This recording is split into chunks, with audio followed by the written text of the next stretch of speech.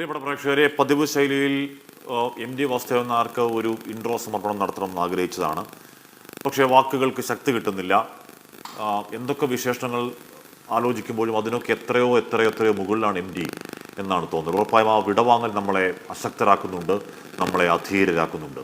മറ്റു വാക്കുകളില്ല. പ്രിയപ്പെട്ട എം ടി, പ്രണാമം, സ്നേഹാദരങ്ങൾ.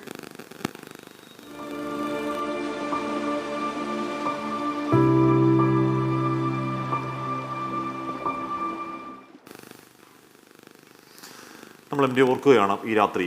എന്താണ്, ഒരുപക്ഷെ അനാഥത്വത്തിൻ്റെ ഈ രാത്രി നമ്മൾ എം ഡിയെ ഓർക്കുകയാണ്. Shrimati K P Sudheera, Shrimati കുട്ടിയടത്തി Vilasini, doctor M S Biju, Shri M A Rahman, Shri K Jayakumar IAS എന്നിവർ നമ്മുടെ ഈ ഓർമ്മ പുതുക്കലിൽ പങ്കുചേരുന്നു. ശ്രീമതി കെ പി സുധീര, ഇന്നലെ നമുക്കിപ്പോൾ എം ഡി ഉണ്ടായിരുന്നു. ഇന്നിപ്പോൾ എം ഡി ഇല്ല. എം ഡി എന്ന ഭൗതിക സാന്നിധ്യമില്ല. എം ഡി ഇല്ലാത്ത മലയാള ഭാഷ, എം ഡി ഇല്ലാത്ത കൈരളി, എം ഡി ഇല്ലാത്ത മലയാള സാഹിത്യം ചെറിയ കാലയളവല്ല, ഒരു 10-70 വർഷങ്ങൾ അതങ്ങനെ പിഴപിരിഞ്ഞു പോകാതെ ഒന്നാകെ അങ്ങനെ കിടന്നതാണ്. എം ഡി ഇല്ലാത്ത മലയാളത്തെ നമ്മൾ ഏത് രീതിയിലാകണം ഫേസ് ചെയ്യേണ്ടി വരിക? Srimathi K P Sudheera.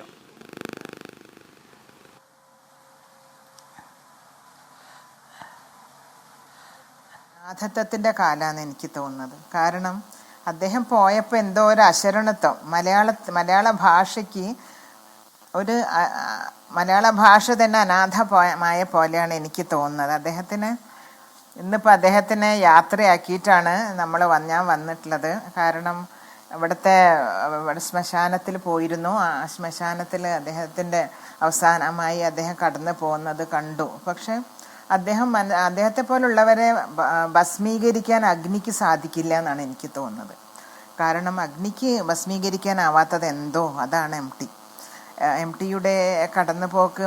ഓരോ മലയാളിയും അവിടെ വന്നിട്ടുള്ള ഇത്രയും ജനങ്ങൾ പല പ്രദേശത്തിൽ നിന്നും തീവണ്ടി കയറിയും ബസ് കയറിയും കാൽനടയായും അതേപോലെ പല വാഹനങ്ങളിൽ കയറി വന്ന് എല്ലാവരും അദ്ദേഹത്തിൻ്റെ ഓർമ്മകൾക്ക് മുൻപിൽ വിതുമ്പുകയായിരുന്നു. അപ്പോൾ അദ്ദേഹത്തിന് കിട്ടാവുന്ന ഏറ്റവും വലിയ അംഗീകാരമാണെന്ന് തോന്നുന്നത്. കാരണം നമ്മളൊക്കെ പോയി കഴിഞ്ഞാൽ നമുക്ക് വേണ്ടി ഒരു തുള്ളി കണ്ണീര് വീഴ്ത്താൻ ആരെങ്കിലും ഉണ്ടാവുക എന്നുള്ളതാണ് ഒരു മനുഷ്യൻ ജീവിച്ചതിൻ്റെ ഏറ്റവും നല്ല അവരുടെ സുഹൃതം എന്ന് എനിക്ക് തോന്നുന്നത്. എം ടി ആണ് നമ്മളെ സുഹൃതക്ഷയം എന്ന് പറഞ്ഞ വാക്കുകളൊക്കെ പറഞ്ഞ് പഠിപ്പിച്ചത് അല്ലേ. അപ്പോൾ അദ്ദേഹം തന്നെ നമ്മുടെ ഒരു സുഹൃതമായിരുന്നു എം ടി. ആ എം ടി കടന്നു പോയപ്പോൾ ശരിക്കും എം ടി നമുക്ക് ഗ്രാമീണതയുടെ ഒരു ലോകം തന്നെ, നിഷ്കളങ്കമായ ഒരു ഗ്രാമീണതയാണ് നമ്മുടെ മുന്നിൽ വരച്ചിട്ടത്. കൂടല്ലൂരിലൂടെ ഒരു വലിയ ലോകത്തിനെ കണ്ട ആളാണ് എം ടി. അദ്ദേഹം പറഞ്ഞത്, ഈ വലിയ ലോകത്തെ ഞാൻ നോക്കിക്കണ്ടത് കൂടല്ലൂർ എന്ന ചെറിയ ലെൻസിലൂടെയാണെന്നാണ് അദ്ദേഹം പറഞ്ഞത്. അപ്പോൾ അതേപോലെ സ്വന്തം നാടിനോടുള്ള ഒരു സ്നേഹം, കേരളത്തോടുള്ള സ്നേഹം, യുവതലമുറയോടുള്ള അദ്ദേഹത്തിൻ്റെ പ്രതിബദ്ധത, ഇതൊക്കെ തന്നെ എല്ലാവരും ശരിക്കും വളരെ റോൾ മോഡലാക്കേണ്ടതാണെന്ന് എനിക്ക് തോന്നിയിട്ടുണ്ട്. എം ടി എന്ന് പറഞ്ഞാൽ എം ടിയുടെ ജീവിതം, എം ടിയുമായി അടുക്കുമ്പോഴാണ് നമുക്ക് അദ്ദേഹത്തിൻ്റെ മഹത്വം മനസ്സിലാക്കുക, ആ വ്യക്തിത്വത്തിൻ്റെ ഗരിമ നമ്മൾ മനസ്സിലാക്കുക അദ്ദേഹത്തിനെ അടുക്കുമ്പോഴാണ്. അപ്പോൾ അത് മനസ്സിലാക്കാൻ അദ്ദേഹത്തിനെ പറ്റി ഒരു പുസ്തകം എഴുതാൻ സാധിച്ചത് കൊണ്ട്, എം ടി ഏകാഗിതയുടെ വിസ്മയം എന്നൊരു പുസ്തകം 4 കൊല്ലം ഞാൻ അദ്ദേഹത്തിൻ്റെ കൂടെ ഇരുന്ന് ചെയ്തൊരു പുസ്തകമാണ്. അപ്പോൾ അതുകൊണ്ട് തന്നെ എം ടിയുടെ സ്വഭാവ മഹിമ, മറ്റാരോടും കാലുഷ്യം, മറ്റുള്ളവരെ പറ്റി കുറ്റം പറയാതിരിക്കുക, അല്ലെങ്കിൽ ലോകത്തെ ഒരു പ്രത്യേക കോണിലൂടെ കാണുക. കാരണം ഇതിൻ്റെ സമൂഹത്തിൻ്റെ സുസ്ഥിതി മാത്രമായിരുന്നു എം ടിയുടെ ലക്ഷ്യം.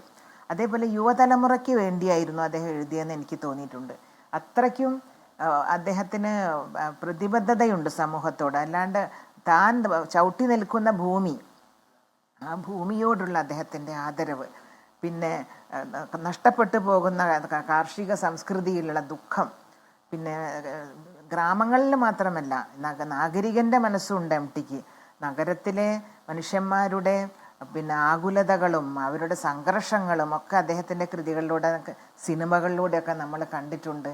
അങ്ങനെയുള്ള എം ടി നമുക്ക് നഷ്ടപ്പെടുമ്പോൾ സമൂഹത്തിന് വേണ്ടി ഒരുപാട് ഈ 91 വർഷവും അദ്ദേഹം 91 വർഷം തന്നെ 20 വയസ്സിലോ മറ്റോ 22 വയസ്സിലോ ഒക്കെ മഹാകൃതികൾ എഴുതിയിട്ടുള്ള മനുഷ്യനാണ്. അന്ന് മുതൽ ഇന്ന് വരെ അദ്ദേഹം ഈ സമൂഹത്തിന് വേണ്ടി മാത്രമാണ് ജീവിച്ചത്. അദ്ദേഹത്തിൻ്റെ വിയർപ്പും കണ്ണീരും രക്തവും സമൂഹത്തിന് വേണ്ടിയാണ് സമർപ്പിച്ചതെന്ന് ഓർക്കുമ്പോൾ ആ വലിയ മനുഷ്യൻ്റെ മുന്നിൽ എൻ്റെ ഹൃദയം ഞാൻ നമിക്കുകയാണ്. ഉറപ്പായും അങ്ങനെ നമ്മുടെ തിരസ്കരായി മാത്രമേ നമുക്ക് എം ഡിയുടെ ഓർമ്മകൾക്ക് മുന്നിൽ പോലും നിൽക്കാൻ കഴിയുകയുള്ളൂ. ഈ എം ഡി എഴുതി വെച്ച ഈ ബൃഹദാഖ്യായികൾ അല്ലെങ്കിൽ ഗ്രാൻഡ് നറേറ്റീവുകൾ അതിൻ്റെ അത് മലയാളവും ഈ ഭൂമിയൊക്കെ ഉള്ളിടത്തോളം കാലം നിലനിൽക്കുമെന്ന് നമുക്ക് ഉറപ്പോടെ പറയാനുള്ള കാരണം അത് തലമുറകളിൽ നിന്ന് തലമുറകളിലേക്ക് പെനട്രേറ്റ് ചെയ്ത് വളരെ എഫക്റ്റീവായി അതിൻ്റെ സഞ്ചാരം, അതിൻ്റെ സ്വതന്ത്രമായ സഞ്ചാരം ആ പുസ്തകങ്ങൾ, ആ രചനകൾ സ്വീകരിക്കുന്നത്. ഞാൻ എത്താം ശ്രീമതി കെ പി സുധീർ. ശ്രീമതി കുട്ടിയടത്ത് വിലാസിനി, ആരോഗ്യ പ്രശ്നങ്ങളുണ്ടെന്നറിയാം. ആരോഗ്യ പ്രശ്നങ്ങൾക്കിടയിലും ഇന്ന് അവിടെ വരുന്നുണ്ടായിരുന്നു. എം ഡിയെ പറ്റിയുള്ള ഓർമ്മയിൽ ചേച്ചി വിതുമ്പുന്നുണ്ടായിരുന്നു. ഇപ്പോൾ എം ഡിയുടെ കാലത്ത് ജീവിച്ചിരുന്ന എഴുത്തുകാരിൽ മാത്രമല്ല എം ഡിയുടെ സാന്നിധ്യം. എം ഡിയെ വായിക്കുന്ന നമ്മളിലൊക്കെ നമ്മളറിയാതെ എം ഡിയുടെ ഒരു അംശം നമ്മുടെ ഉള്ളിൽ വരുന്നുണ്ട്. നമ്മുടെ എഴുത്തിലോ ബോധത്തിലോ അബോധത്തിലോ ഒക്കെ, നമ്മുടെ എഴുത്തിലോ നമ്മുടെ വ്യവഹാരങ്ങളിലോ ഒക്കെ ഒരു എം ഡി എവിടെയൊക്കെ കുറച്ച് വരുന്നുണ്ട്. ചേച്ചിയുടെ കാര്യത്തിൽ ആ എം ഡി സാന്നിധ്യം പേരിൽ തന്നെ കൂടെ കൂടിയിരിക്കുകയാണ്. ശ്രീമതി കുട്ടിയടത്ത് വിലാസിനി.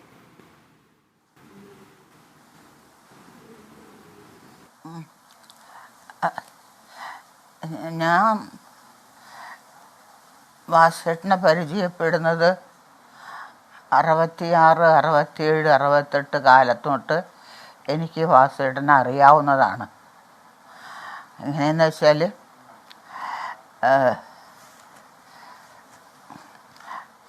മാതൃഭൂമിയുടെ ആനിവേഴ്സറിക്ക് ഞാനാണ് നാടകം അഭിനയിക്കാറ് അവരുടെ. അപ്പോൾ ആ നാടകം ഫൈനൽ റിഹേഴ്സലിന് വാസേട്ടൻ വരും. അന്ന് വാസേട്ടൻ്റെ മാതൃഭൂമിയിലാണ് ജോലി. അപ്പോൾ ഫൈനലിന് വാസേട്ടൻ വരും. ഞങ്ങൾ വാസേട്ടനാണ് കോഴിക്കോട് ഭാഷയിൽ വിളിക്കാറ്. എം ടി എന്ന് വിളിക്കാറില്ല. വാസേട്ട എന്നാണ് എല്ലാവരും അങ്ങനെ വിളിക്കുക. അതാണ് ഞാനും അങ്ങനെ വിളിക്കുന്നത്. അപ്പോൾ വന്നിരുന്നിട്ട് നാടകം റിഹേഴ്സൽ മുഴുവനും കണ്ടു കഴിഞ്ഞാൽ വാസേട്ടൻ ഒന്നും സംസാരിക്കില്ല. അപ്പോൾ ഇതൊക്കെ റിഹേഴ്സൽ കഴിഞ്ഞാൽ വാസേട്ടൻ പോകും. പക്ഷേ അത് സംവിധാനം ചെയ്ത് അവരെ വിളിച്ചിട്ട് അതിൻ്റെ തെറ്റുകുറ്റങ്ങളൊക്കെ പറഞ്ഞു കൊടുക്കും. അങ്ങനെയുള്ള പരിചയമുണ്ട് എനിക്ക് വാസേട്ടനായിട്ട്. കൂടുതൽ സംസാരിച്ചില്ലെങ്കിലും പരിചയമുണ്ട്. പിന്നെ ഈ സിനിമയിലേക്ക് വരാനുള്ളൊരു കാര്യം, ഞങ്ങളുടെ നാടകത്തിനെ മേക്കപ്പ് ചെയ്യാൻ വേണ്ടിയിട്ട് രാഘവൻ എന്ന് പറഞ്ഞ ഒരാളുണ്ട്. അദ്ദേഹത്തിന് മാതൃഭൂമിയിലാണ് ജോലി. അദ്ദേഹമൊക്കെ മരിച്ചിട്ട് എത്രയോ കാലമായി. അപ്പോൾ വാസേട്ടനായിട്ട് അങ്ങനെ നല്ല പരിചയമാണ്. മാതൃഭൂമിയിലെല്ലാം രാഘവേട്ടനെ ജോലി. അപ്പോൾ ഒരു സമയത്ത് എന്നോട്, ഞങ്ങൾക്ക് മിക്കവാറും അദ്ദേഹം തന്നെ മേക്കപ്പ് ചെയ്യാൻ വരുന്നത്. അപ്പോൾ എന്നോട് ഒരിക്കൽ പറയുകയുണ്ടായി, എന്നെ മോളെ എന്നാണ് വിളിക്കാറ്. മോൾക്കൊന്ന് ഒരു സിനിമയുടെ അവസരം വരുന്നുണ്ട്. ഞാൻ പറഞ്ഞു സിനിമയോ? അത് ഹീറോയിനിയായിട്ട്. ഞാൻ പറഞ്ഞു രാഘവേട്ടൻ എന്താ പറയുന്നത്? എനിക്ക് അത്ര വലിയ സൗന്ദര്യമുണ്ടോ? എനിക്ക് 2 മക്കളായി. ആ സമയത്ത് എനിക്ക് 2 കുട്ടികളുണ്ട്. ചെറുപ്പമാണെന്നേ ഉള്ളൂ. അപ്പം ഈ സിനിമയിലൊക്കെ അഭിനയിക്കണമെങ്കിൽ നല്ല സൗന്ദര്യം വേണം, നല്ല വിദ്യാഭ്യാസം വേണം, അങ്ങനെയൊക്കെയല്ലേ അതൊന്നുമല്ല. ഇത് വാസേട്ടൻ്റെ കുട്ടിയെടുത്തി എന്ന് പറഞ്ഞ കഥയാണ്. അതിൽ നീ അഭിനയിക്കുന്നത്. പിന്നെ മാത്രമല്ല നിൻ്റെ കൂടെ അഭിനയിക്കുന്നത് ഹീറോ ആയിട്ട് സത്യനാണ്. ഞാൻ ചോദിച്ചു സത്യനോ? എനിക്ക് അത്ഭുതം തോന്നി. ഞാൻ സത്യം എന്ന് പറഞ്ഞാൽ അങ്ങേര് ഭയങ്കര ചക്രവർത്തിയല്ലേ സിനിമയിൽ. അപ്പോൾ അദ്ദേഹത്തിൻ്റെ കൂടെ അദ്ദേഹമാണ് എൻ്റെ മെയിനായിട്ട് അഭിനയിക്കാൻ വരുന്ന ആൾ. അപ്പോൾ അതിൽ മുമ്പ് തന്നെ അപ്പോൾ ഞാൻ നാടകത്തിൽ നല്ലോണം ഒരുപാട് അവാർഡുകളും, ഒരു മത്സരം ഉണ്ടെങ്കിൽ ആ മത്സരത്തിൽ ഞാൻ തന്നെയായിരിക്കും ബെസ്റ്റ് നടി. പക്ഷെ നാടകത്തിൽ ഞാൻ വളരെ പ്രസിദ്ധമായിരുന്നു. സിനിമ സീറോ ആയിരുന്നു. സീറോ ആണ് സിനിമ. ഈ കുട്ടിയെഴുത്ത് ചെയ്തതിൻ്റെ ശേഷം ഞാൻ സിനിമ എന്താണെന്ന് അറിഞ്ഞത്. സിനിമയുടെ അതിൻ്റെ ഉള്ളിൽ സാമ്പത്തികമായിട്ടുള്ള കാര്യങ്ങളൊന്നും എനിക്ക് അത്രയും നിശ്ചയമില്ല. എന്നുവെച്ചാൽ ഞാൻ അധികം സിനിമ, അതിൽ മുമ്പേ ഞാൻ ഒരു 4 ചെറിയ വേഷം, പണ്ടൊക്കെ പറയും എക്സ്ട്രാ നടികളെന്ന് പറഞ്ഞു, ഇന്നതിന് ജൂനിയർ എന്നൊക്കെ പറയാം. അപ്പോൾ ഈ എക്സ്ട്രാ നടികൾ എന്നൊക്കെ പറയുമ്പോൾ അതിലൊരു 4-5 പടം ഞാൻ ചെയ്തു. വെച്ചാൽ ആൽമരം, കടൽപ്പാലം, തച്ചോളി ഉദയനൻ, പാലാട്ടുകോമൻ, കുഞ്ഞാലി മരക്കാറ്.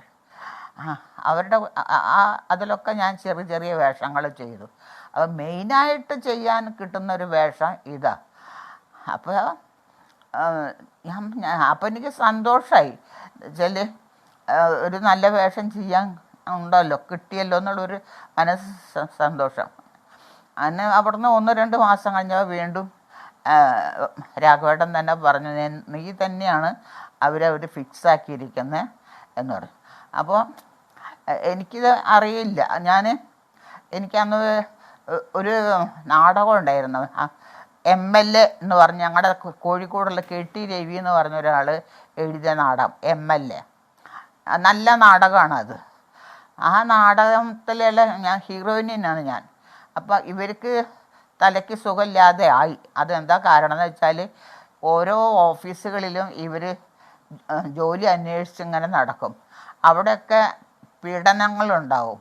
അങ്ങനെ ഇവർ മാനസികമായിട്ട് അവർ തമർന്ന് തരിപ്പണായി. അപ്പോൾ ഒരു ഭ്രാന്തിയുടെ വേഷമാണ് ഞാൻ ചെയ്തത്.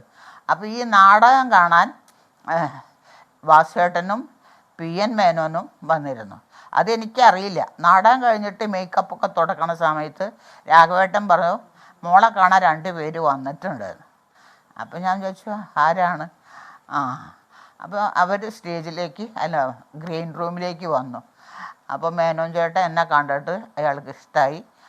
നിൻ്റെ അഭിനയം നന്നായിട്ടുണ്ട് കേട്ടോ, ഞാൻ വിചാരിച്ച ക്യാരക്ടറെ നിനക്ക് ചെയ്യാൻ പറ്റും എന്നൊക്കെ പറഞ്ഞു. അപ്പോഴും എനിക്കൊരു വിശ്വാസമൊന്നും വന്നിട്ടില്ല. വാസേട്ടൻ നേരത്തെ അറിയുന്നത് കൊണ്ട് വാസേട്ടനൊന്നും പറഞ്ഞില്ല, പറഞ്ഞതൊക്കെ മേനോൻ ചേട്ടനാണ്. അത് കഴിഞ്ഞ് 1-2 ആഴ്ച കഴിഞ്ഞപ്പോഴാണ് വാസുവേട്ടൻ ഞങ്ങളെ വിളിച്ചു.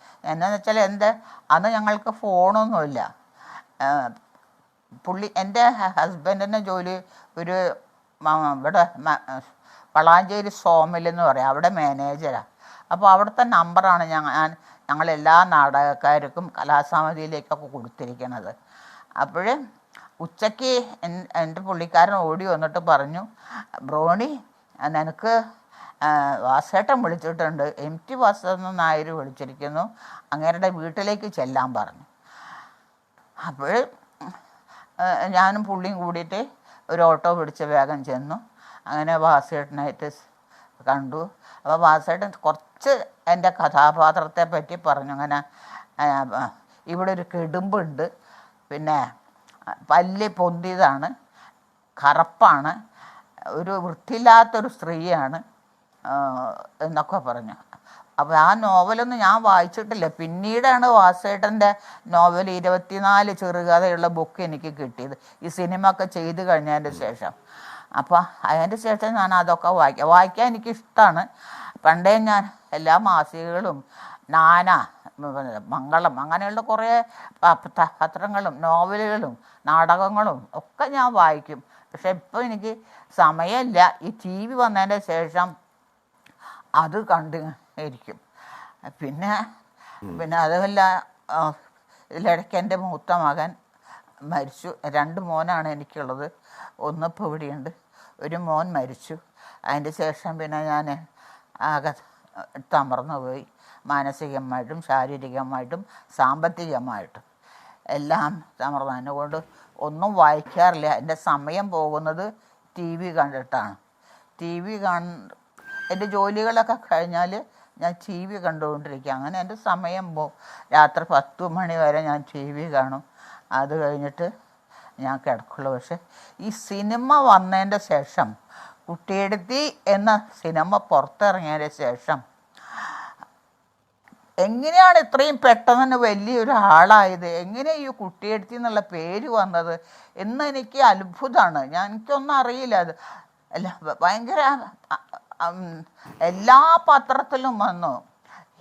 ഇംഗ്ലീഷ്, ഹിന്ദി, കന്നഡയെന്നൊക്കെ എനിക്ക് പത്രം കൂടെ അയച്ചു തന്നു.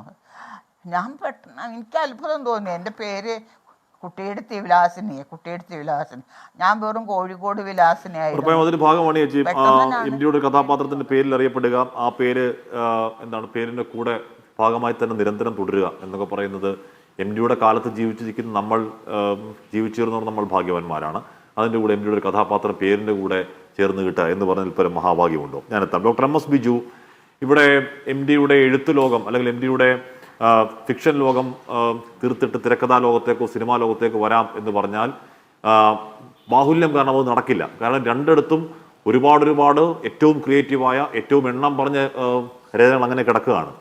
അവിടെ ഒരു വെളിച്ചപ്പാട്, ദൈവമായി ഉറഞ്ഞു തുള്ളി, ഒരു ഗതിയും പരഗതിയും പിടിക്കാതെ ഗതികെട്ട് ഒടുവിൽ അദ്ദേഹത്തിൻ്റെ വാളെടുത്ത് നെറ്റിയിൽ ആഞ്ഞു വെട്ടി വായിൽ ഉറഞ്ഞ ചോര ആ വിഗ്രഹത്തിന് നേരെ നീട്ടിത്തുപ്പുന്ന ആ സീനിൽ മലയാള സിനിമ അന്ന് ഞെട്ടിയതാണ്. ഡോക്ടർ എം എസ് ബിജു ആ ഞെട്ടൽ ഇതുവരെ മലയാള സിനിമയ്ക്ക് മാറിയിട്ടില്ല. അതിനു മുൻപോ അതിനുശേഷമോ അങ്ങനെ ഒരു തിരക്ക് നമ്മൾ കണ്ടിട്ടില്ല.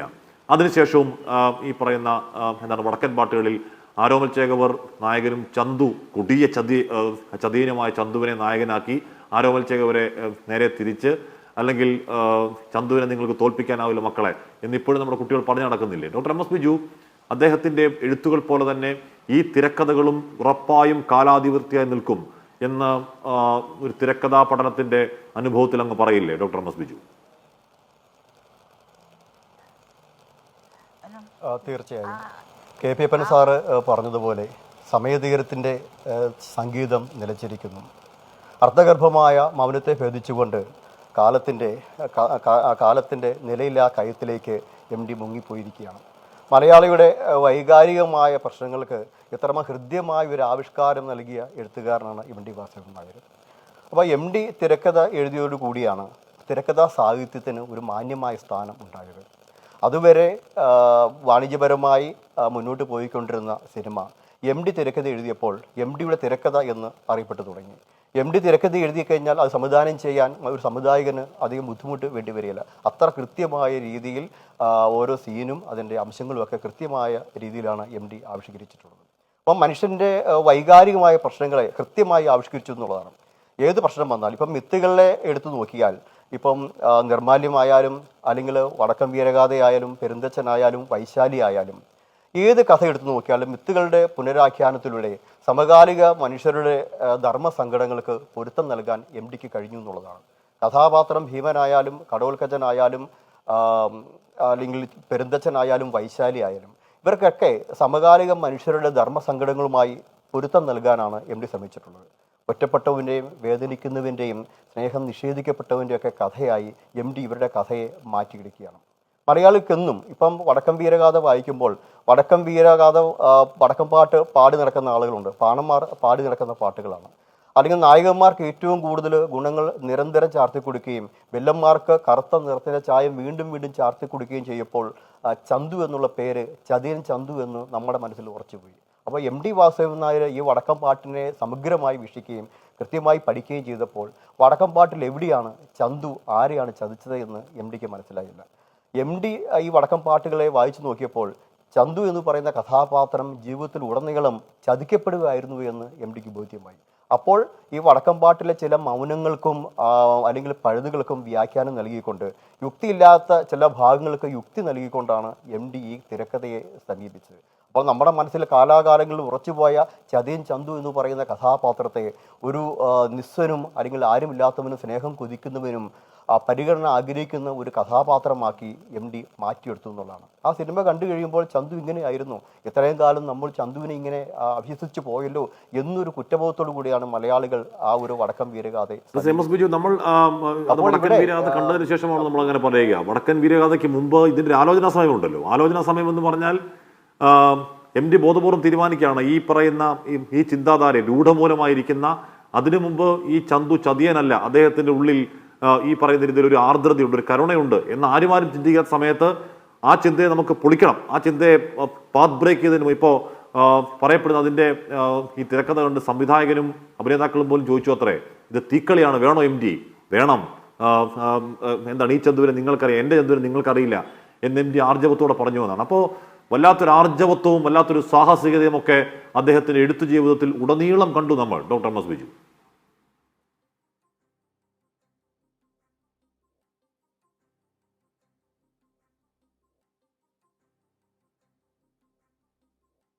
കഴിയുന്നത്.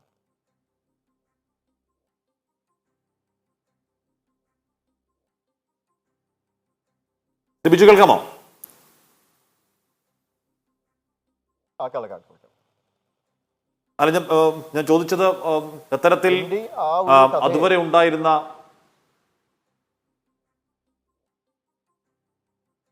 പറഞ്ഞോളൂ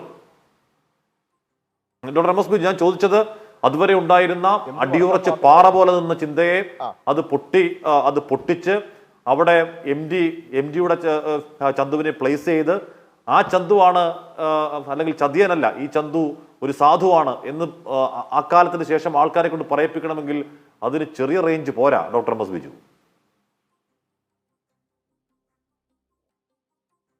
എം ഡി ഈ വടക്കംപാട്ടുകളെ സമഗ്രമായി പഠിച്ചു എന്നുള്ളതാണ്. അപ്പോൾ നിരന്തരമായ ഒരു പഠനം നടത്തിയതിന് ശേഷമാണ് അദ്ദേഹം അത്തരം ഒരു നിഗമനത്തിൽ എത്തിച്ചേർന്നത്.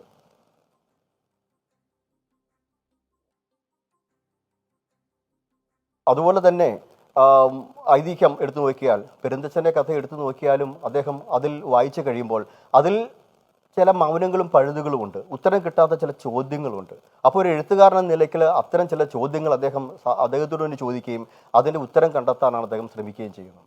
അപ്പോൾ പെരുന്തച്ഛൻ്റെ കഥ എടുത്ത സമയത്ത് എം ഡി ചോദിക്കുന്നു, അല്ലേ, അച്ഛനും ഗുരുവുമായ ഒരാൾ തൊഴിലുണ്ടായ ഒരു കിടമത്സരം മൂലം ഒരു മകനെ ഒളിവീഴ്ത്തി കൊല്ലുമോ?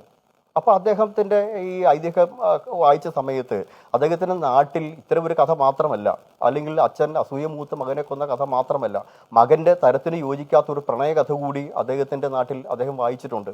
അതും കൂടെ ചേർത്ത് വെച്ചാണ് അദ്ദേഹം പെരുന്തച്ഛൻ എന്ന് പറയുന്ന ഒരു കഥയെ തിരക്കഥ സൃഷ്ടിച്ചതെന്നുള്ളതാണ്. അപ്പോൾ ഇവിടെ പെരുന്തച്ഛൻ്റെ മകൻ പെരുന്തച്ഛന് ഉയർത്തിപ്പിടിച്ച ചില മൂല്യങ്ങളോട് അല്ലെങ്കിൽ ചില സിദ്ധാന്തങ്ങളോട് അദ്ദേഹം കലഹിക്കുകയുണ്ടായി. അപ്പം തലമുറകൾ തമ്മിലുള്ള വിടവ് എന്ന് പറയുന്ന സിദ്ധാന്തം, അല്ലെങ്കിൽ ജനറേഷൻ ഗ്യാപ്പ് എന്ന് പറയുന്ന ഒരു തലം ഈ പെരുന്തച്ഛൻ എന്ന് പറയുന്ന സിനിമയിലുണ്ട്. അപ്പം ഈ മകനും അച്ഛനും തമ്മിലുള്ള ആ ഒരു ഗ്യാപ്പ്, ഒരു ജനറേഷൻ ഗ്യാപ്പിൻ്റെ അവസാനത്തിലാണ് മകൻ്റെ കഴുത്തിലേക്ക് ഉളി വീഴ്ത്താൻ പെരുന്തച്ഛൻ അല്ലെങ്കിൽ തുനിഞ്ഞത് എന്നാണ് എം ഡി പറയുന്നത്.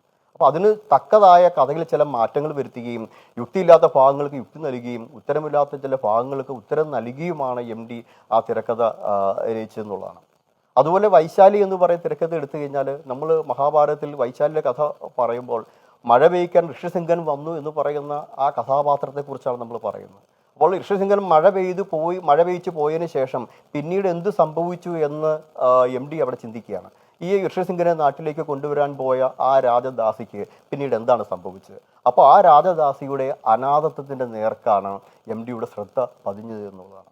അപ്പോൾ കഥാപാത്രങ്ങൾ മിത്തുകളുടെ പുനരാഖ്യാനം നടത്തുന്ന സമയത്ത് പോലും ഇത്തരം കഥാപാത്രങ്ങളിലൂടെ ഒരു സാധാരണ മനുഷ്യൻ്റെ ധർമ്മസങ്കടങ്ങളുമായി കൂട്ടി യോജിപ്പിക്കാൻ എം ഡി ശ്രമിച്ചു എന്നുള്ളതാണ്. ഓക്കെ, ഞാൻ അങ്ങയിലേക്ക് എത്താം. സ്റ്റെമ്മ റഹ്മാനിലേക്ക് എത്താം. ചെറിയൊരു ഇടവേളയ്ക്ക് ശേഷം നമുക്ക് എം ഡിയെ പറ്റി പറയാനാണെങ്കിൽ ഒരുപാട് മണിക്കൂറുകൾ അങ്ങനെ പറഞ്ഞുകൊണ്ടിരിക്കാനുള്ള കഥാപാത്രങ്ങൾ, രചനകൾ അദ്ദേഹം തന്നെ തന്നിട്ട് ഒരുപക്ഷെ ഭാഷയെ അനാഥമാക്കിയിട്ടില്ല, ഭാഷയെ ശരിക്കും സനാഥമാക്കിയിട്ടാണ് എം ഡി ഇന്ന് നമ്മുടെ കൂടെ ഇല്ലാത്തത് എന്ന് പറയുന്ന ചിന്തകരുമുണ്ട് കേട്ടോ. തിരികെ എത്താം ഇടവേളയ്ക്ക് ശേഷം.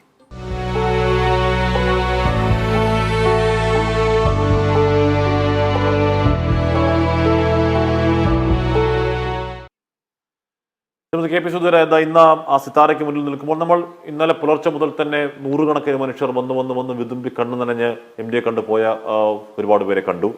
ഒരുപാട് പേർ നമ്മളോട് വന്ന് സംസാരിച്ചു. അതിൽ ഒരു കൂടല്ലൂരുകാരനായ ഒരു അൻവർ വന്ന് സംസാരിക്കുന്നു. അൻവർ ഇടയ്ക്കിടയ്ക്ക് വരും. അൻവർ ഇടയ്ക്കിടയ്ക്ക് ഈ സിത്താരയിൽ വരാറുണ്ട്.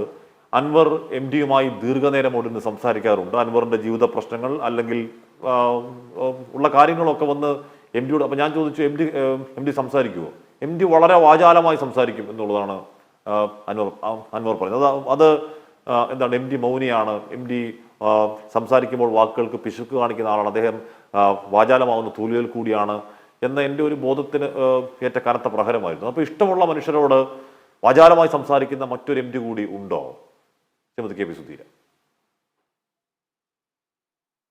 അത് വളരെ ശരിയാണ്. എല്ലാവരോടൊന്നും എം ടി അടുക്കാറില്ല. പക്ഷെ അടുത്തവരോട് എം ടി വാചാലമായിട്ട് സംസാരിക്കും. അപ്പോൾ ഞാനതിൻ്റെ അനുഭവസ്ഥയാണ്. ഈ എഴുത്തിന് വേണ്ടി ഞാൻ എൻ്റെ പുസ്തകം എഴുതാൻ വേണ്ടി എം ടിയുടെ അടുത്ത് ഇരിക്കുന്ന സമയത്ത് എം ടി പറയുന്ന കാര്യങ്ങൾ നമ്മളെ അത്ഭുതപ്പെടുത്തും. ഈ ലോകത്ത് എന്ത് നടക്കുന്നുണ്ടെങ്കിൽ അതെല്ലാം നിശബ്ദമായി അദ്ദേഹം നിരീക്ഷിച്ചുകൊണ്ടിരിക്കുകയാണ്. ഓരോ മനുഷ്യരും ആരാണ് എന്ന് അദ്ദേഹത്തിന് അറിയാം. പിന്നെ എഴുതുന്ന എന്താണ് അവരുടെ സിദ്ധി, അല്ലെങ്കിൽ എന്താണ് ഇപ്പോൾ സർഗാത്മകത ഉള്ള ഒരു എഴുത്തുകാരനാണോ അല്ലേ? അപ്പോൾ ചില സാഹിത്യ കൃതികൾ എല്ലാ കൃതികളും എല്ലാവരും അയച്ചു കൊടുക്കും. അപ്പോൾ അദ്ദേഹം ഇങ്ങനെ നോക്കിയിട്ട് മേശപ്പുറത്തേക്ക് ഇടുന്ന ഞാൻ കണ്ടത്, ഇത് നിലനിൽക്കാൻ പോകുന്നില്ല പറയും. അതേപോലെ ഓരോ മനുഷ്യരെ കുറിച്ചും ധാരണയുണ്ട് അദ്ദേഹത്തിന്. ഏതെങ്കിലും പാവപ്പെട്ട മനുഷ്യൻ അദ്ദേഹത്തിനെ കാണാൻ ചെന്നാൽ അദ്ദേഹത്തിൻ്റെ വ്യക്തിത്വത്തിന് ചേരുന്ന ഒരാളാണ് അതെങ്കിൽ, ആ വൈബുമായിട്ട് ചേരുന്ന ഒരാളാണെങ്കിൽ അദ്ദേഹം സംസാരിച്ചിരിക്കും. ഇപ്പോൾ ഒരു അത്ഭുതകരമായ ഒരു കാര്യം MT എന്നോട് എപ്പോഴും പറയും, കുട്ടി പിന്നെ ഞാൻ ഇതുവരെ കണ്ടിട്ടില്ലാത്ത ആളുകൾ, അജ്ഞാതരായ ഏതൊക്കെയോ മനുഷ്യരുടെ പ്രാർത്ഥനയാണ് എൻ്റെ ജീവിതം എന്ന് പറയും. എൻ്റെ ജീവിതം ഇങ്ങനെ നിൽക്കുന്നത് എത്രയോ ആളുകളുടെ പ്രാർത്ഥനയാണ്. ഞാൻ ഇതുവരെ കണ്ടിട്ടും കൂടെ ഇല്ലാത്ത ആൾക്കാർ എനിക്ക് വേണ്ടി അമ്പലത്തിൽ പൂജ ചെയ്തിട്ട് അതിൻ്റെ പ്രസാദം അയച്ചു തരാറുണ്ട്. എല്ലാ മാസവും പ്രസാദം അയച്ചു തരുന്ന ഒരാൾ. അതേപോലെ MTയുടെ ഹോസ്പിറ്റലിൽ ICUവിൽ പോയിട്ട് നമുക്കൊന്നും കാണാൻ പറ്റിയിട്ടില്ല. പക്ഷേ ICUവിൻ്റെ മുൻപിൽ ഒരു മനുഷ്യൻ 3-4 ദിവസമായിട്ട് നിൽക്കുകയാണ്. എവിടുന്ന് വന്നതാണെന്ന് അറിയില്ല. അദ്ദേഹം എങ്ങോട്ടും പോകുന്നില്ല. കാരണം ഈ മതിലിൻ്റെ അപ്പുറത്ത് MT ഉണ്ട്. അദ്ദേഹത്തിന് MTനെ കാണുന്നില്ല. പക്ഷേ അദ്ദേഹത്തിൻ്റെ പ്രിയപ്പെട്ട MT ആ ICUവിൻ്റെ ഉള്ളിലുണ്ടല്ലോ എന്ന് പറഞ്ഞിട്ട് അദ്ദേഹം ഭക്ഷണം കൂടെ കഴിക്കാണ്ട്. അപ്പോൾ പ്രദീപ് കുമാർ MLA സാർ എന്നോട് പറയുമായിരുന്നു, അങ്ങനെ ഒരാൾ വന്നിരുന്നു സുധീര, അവിടെ നിൽക്കുന്നുണ്ട്. അദ്ദേഹം എന്താണ്, അദ്ദേഹത്തിന് ഒന്നുമില്ല, MTൻ്റെ ജീവന് വേണ്ടി പ്രാർത്ഥിക്കുകയായിരുന്നു. അപ്പോൾ അങ്ങനെയുള്ള കുറേ മനുഷ്യന്മാരുടെ സ്നേഹം MT ആർജിച്ചിട്ടുണ്ട് എന്നുള്ളതാണ്. അപ്പം നമ്മൾ വിചാരിക്കും മൗനമായി ഇരുന്നു കൊണ്ട് അദ്ദേഹം നമ്മൾ ആൾക്കാരൊന്നും അടുപ്പിക്കില്ല, അധികം സംസാരിക്കില്ല. ആ ഗൗരവം കൊണ്ടും മുഖത്തെ പേശികൾ കൊണ്ടും അദ്ദേഹം സംസാരിക്കുക ചെയ്യുക. മൗനമായി ഇരുന്നിട്ട് ചിലപ്പോൾ എത്രയോ നേരം ഇരുന്നിട്ട് ആരെയും കാണാൻ വന്നാൽ എന്നാൽ ശരി സാർ പോട്ടെ എന്ന് ചോദിക്കുമ്പോൾ ശരി എന്ന് പറഞ്ഞിട്ട് മൂളുന്ന ആൾക്കാരുണ്ട്. പിന്നെ ഒരു ബാലകൃഷ്ണൻ ആചാരി എന്ന് പറഞ്ഞ ഒരാൾ അദ്ദേഹത്തിൻ്റെ വീട്ടിൽ വന്നത് അദ്ദേഹം എഴുതിയിട്ടുണ്ട്. അത് അദ്ദേഹം മരണവുമായി മല്ലിട്ട് ഹോസ്പിറ്റലിൽ കിടക്കുന്ന സമയത്ത് അദ്ദേഹം പിന്നെ കണ്ണു തുറന്ന് നോക്കുമ്പോൾ അദ്ദേഹം അൺകോൺഷ്യസ് ആയിട്ട് 1-2 ദിവസം കിടന്നു. എന്നിട്ട് അദ്ദേഹം കണ്ണു തുറന്ന് നോക്കുമ്പോൾ അദ്ദേഹത്തിൻ്റെ കാൽക്കൽ, ഈ ICUവിൻ്റെ ആശുപത്രി കട്ടിലിൻ്റെ കാൽക്കൽ ഒരാളൊരു തുണിസഞ്ചിയും പിടിച്ചുകൊണ്ട് നിൽക്കുകയാണ്. അപ്പോൾ MT ഇങ്ങനെ ആലോചിക്കും, അയ്യോ ഞാൻ എവിടെയോ ഇദ്ദേഹത്തിനെ കണ്ടിട്ടുണ്ടല്ലോ എന്ന് ബോധം വന്നപ്പം. അപ്പോൾ ഇങ്ങനെ ആലോചിക്കുമ്പോൾ അദ്ദേഹത്തിന് മനസ്സിലാവും ഈ ഒരു ദിവസം ഈ ബാലകൃഷ്ണൻ ആചാരി എന്ന് പറഞ്ഞ ആൾ MTനെ കാണാൻ വന്നിരുന്നു. അദ്ദേഹം പട്ടാമ്പിയിൽ നിന്നാണ് വന്നത്. അപ്പോൾ അദ്ദേഹം പറഞ്ഞു, എനിക്കിങ്ങനെ കൃഷിയാണ് സാർ. അപ്പം ഞാൻ കുറച്ച് നേരം ഇരുന്നു നോക്കി, സാർ ഞാൻ ഇനി പോട്ടേന്ന് ചോദിക്കും. ഞാൻ കൃഷി കഴിഞ്ഞാൽ വായനിക്കുക ചെയ്യുക, ആൾക്കാരോട് പരദൂഷണം പറയാനൊന്നും നിൽക്കാറില്ല. ഞാൻ എൻ്റെ ജീവിതം വായനയാണ്. ഞാൻ ഹിന്ദു പത്രത്തിൽ സാറിന് സുഖമില്ല എന്ന് കണ്ടിട്ട് വന്നതാണ് എന്നൊക്കെ അന്ന് ഹോസ്പിറ്റലിൽ നിന്ന് പറയുമ്പോൾ MT ആലോചിക്കും. അപ്പോൾ അന്ന് വന്ന സമയത്ത് ശരി ഞാൻ 5 മിനിറ്റ് ഇരുന്നിട്ട് സാർ ഞാൻ പോട്ടേന്ന് ചോദിക്കുമ്പോൾ അതേന്ന് പറയും. ആ സമയത്ത് MT വിചാരിക്കും, ഞാൻ എന്തെങ്കിലും കൊടുക്കേണ്ടതല്ലേ, ഇത്രയും ദൂരേന്ന് വന്നതല്ലേ, എന്തെങ്കിലും പണം കൊടുക്കട്ടെ എന്ന് വിചാരിച്ച് MT എഴുന്നേൽക്കുന്ന സമയത്ത് ഈ മനുഷ്യൻ അടുത്ത് വന്ന് കുറച്ച് മുഷിഞ്ഞ നോട്ടുകൾ MTയുടെ കയ്യിൽ കൊടുത്തിട്ട് പറയും, ഇത് അമ്പലത്തിലിടുന്ന ഒരു കാണിക്കയായിട്ട് കണ്ടാൽ മതി സാർ. അപ്പോൾ MT പറയും, എനിക്ക് വേണ്ട, എനിക്ക് ശമ്പളം കിട്ടുന്ന ആളല്ലേ, അത് പറഞ്ഞിട്ട് കാര്യമില്ല, ഇത് അമ്പലത്തിലേക്ക് ഞാൻ കാണിക്കട്ടതാന്ന് വിചാരിച്ചാൽ മതി എന്ന് പറയും. അതേ ബാലകൃഷ്ണാചാരി വന്നിരിക്കുകയാണ് പട്ടാമ്പിയിൽ നിന്ന് തൻ്റെ ഭാര്യയെയും മക്കളെയും ഒറ്റക്കാക്കിയിട്ട് അദ്ദേഹം വന്ന് MTയെ ശുശ്രൂഷിക്കാൻ തയ്യാറായി. ഒരു തുണിസഞ്ചിയിൽ നിറയെ തുണി അദ്ദേഹത്തിന് മാറ്റാനുള്ള ഒരു തുണിയായിട്ട് വന്നിരിക്കുകയാണ്. അപ്പോൾ MT പറയും, വേണ്ട നിങ്ങൾ പോയിക്കോളൂ, പുറത്തിൻ്റെ സുഹൃത്തുക്കൾ ഒരുപാട് നിൽക്കുന്നുണ്ട് പറയും. അതല്ല സാർ ഞാൻ നിന്നോളാം പറയും. അങ്ങനെ MT ഇദ്ദേഹത്തിനെ പറഞ്ഞയക്കുമ്പോൾ MT പറയുകയാണ്, അദ്ദേഹം എഴുതിയിട്ടുണ്ട്, ഞാൻ ജീവിതത്തിൽ ആദ്യമായിട്ട് കരഞ്ഞു. കാരണം ഞാൻ ഏതോ ഏകാന്തതയിൽ ഇരുന്ന് എഴുതിയ ഒരു കൂട്ടക്ഷരങ്ങൾക്ക് വേണ്ടി വന്ന മനുഷ്യനല്ലേ ഇത്, അവരുടെ ഈ സ്നേഹം ഞാൻ അർഹിക്കുന്നുണ്ടോ എന്ന് ആലോചിച്ച് ഞാൻ ആദ്യമായി ഇരുട്ടിൽ കരഞ്ഞു എന്ന് അദ്ദേഹം എഴുതിയിട്ടുണ്ട്. അങ്ങനെ ഒരുപാട് പേരുടെ സ്നേഹം നമ്മൾ വിചാരിക്കാത്ത ആളുകളായിട്ടായിരിക്കും MTക്ക് അടുപ്പുണ്ടാവുക. വിചാരിക്കാത്ത ആളുകളുമായിട്ട് വാചാലമായിട്ട് സംസാരിക്കും MT എന്നുള്ളത്. അല്ല, ഈ അൻവർ എന്ന് പറയുന്ന ആൾ ഞാൻ കൂടുതൽ സംസാരിച്ചപ്പോൾ ഒരു സാധാരണക്കാരനാണ്, ഒരു സാധാരണ മനുഷ്യനാണ്. വിദ്യാഭ്യാസമൊന്നും അങ്ങനെ ഇല്ലാത്ത ഒരു സാധാരണക്കാരായ മനുഷ്യനാണ്. അപ്പോൾ ആ മനുഷ്യൻ സിത്താരയിലേക്ക് നിരന്തരം വരികയും MTയുമായി ജീവിത പ്രശ്നങ്ങളും സാമൂഹിക പ്രശ്നങ്ങളും നിരന്തരം സംസാരിക്കുകയും MT അതിനോട് പ്രതികരിച്ച് വാചാലമായി സംസാരിച്ചു എന്ന് കേട്ടപ്പോൾ വലിയ സന്തോഷവും തോന്നി KP സുധീർ. സത്യത്തിൽ ശരിയാണ്, അതാണ് MT. അദ്ദേഹം സാധാരണക്കാരനെ പറ്റിയാണല്ലോ എഴുതിയിട്ടുള്ളത്. അദ്ദേഹം എഴുതിയിട്ടുള്ള കഥകളിലൊക്കെ പച്ച മനുഷ്യരുടെ കഥയാണ് അദ്ദേഹം എഴുതിയത്, തോറ്റ മനുഷ്യരുടെ. നേരത്തെ ഡോക്ടർ ബിജു പറഞ്ഞ പോലെ കാരണം നമ്മുടെ മനസ്സിലുള്ള വിഗ്രഹങ്ങളെ ഇളക്കി മാറ്റിയിട്ട് പുതിയൊരു വിഗ്രഹം സ്ഥാപിക്കുകയാണ് എം ടി ചെയ്തത്. പിന്നെ രണ്ടാമൂഴത്തിലെ ഭീമസേനനാണ് ഏറ്റവും അധികം ദ്രൗപദിയെ സ്നേഹിച്ചത്. പക്ഷേ ദ്രൗപദിക്ക് സ്നേഹം അർജുനനോടായിരുന്നു. അദ്ദേഹം എം ടി പറഞ്ഞിട്ടുണ്ട്, ഈ പുഷ്പം കൊണ്ടുവന്ന് കൊടുത്ത സമയത്ത് എത്രയോ പാടുപെട്ട് അദ്ദേഹം കല്യാണ സൗഗന്ധികം കൊണ്ടു കൊടുത്ത സമയത്ത്, അപ്പോൾ അർജുനൻ വന്ന സമയത്ത് ഈ പുഷ്പങ്ങൾ വഴിയിൽ ഉപേക്ഷിച്ചിട്ട് പോയതാണ്. അത്രയും അവഗണിക്കപ്പെട്ടൊരു സ്നേഹമാണ് ഭീമസേനന്റെ. അതേപോലെ തന്നെ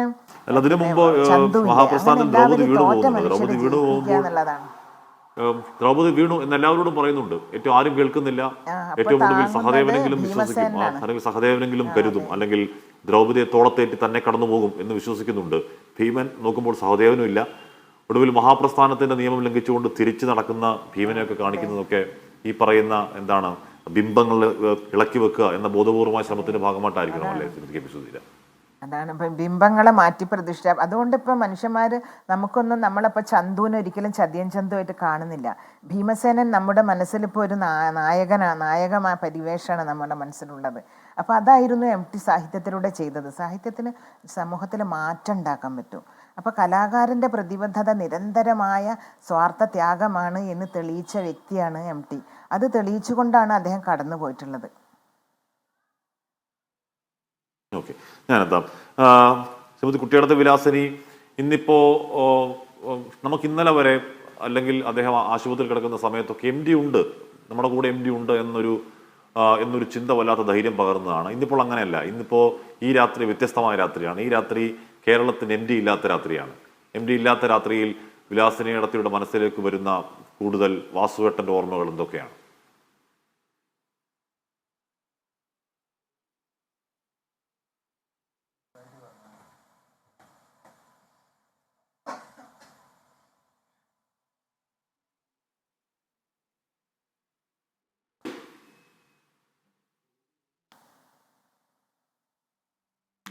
ശ്രീമതി കുട്ടിയടത്ത് വിലാസിനെ കേൾക്കാമോ ഞാൻ ചോദിക്കുന്നത്?